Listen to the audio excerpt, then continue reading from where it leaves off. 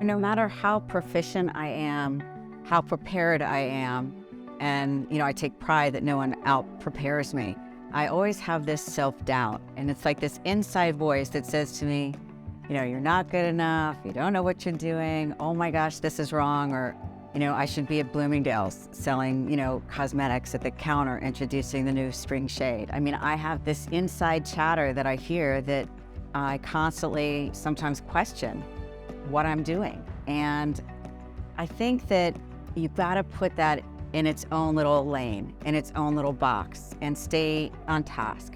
So when your little voice inside your head causes you to self-doubt yourself and what you're doing, don't let it hinder your progress.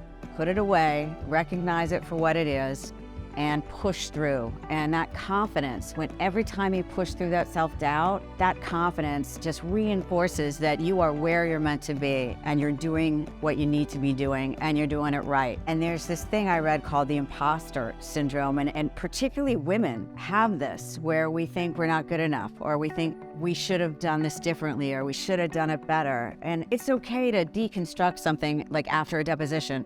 It's not bad to go back and say, how could I have been more effective, or how could I have done this differently? But that's different than self-doubt. That's just learning from your mistakes and growing as a trial attorney and as a person. But you've got to learn to reframe those negative thoughts, that imposter syndrome, and this confidence that I'm talking about is crucial to do that. So don't judge yourself, keep pushing through.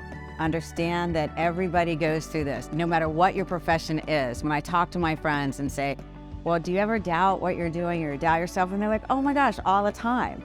And no matter how many times I've picked a jury or how many opening statements I've given, every morning before trial, I have a tummy ache. I have like spilkies thinking, oh my gosh.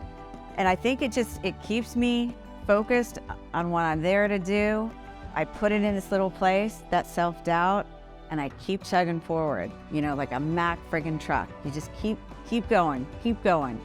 And as long as you don't lose sight of that goal, let the self-doubt fall away, get that confidence, and just go for it.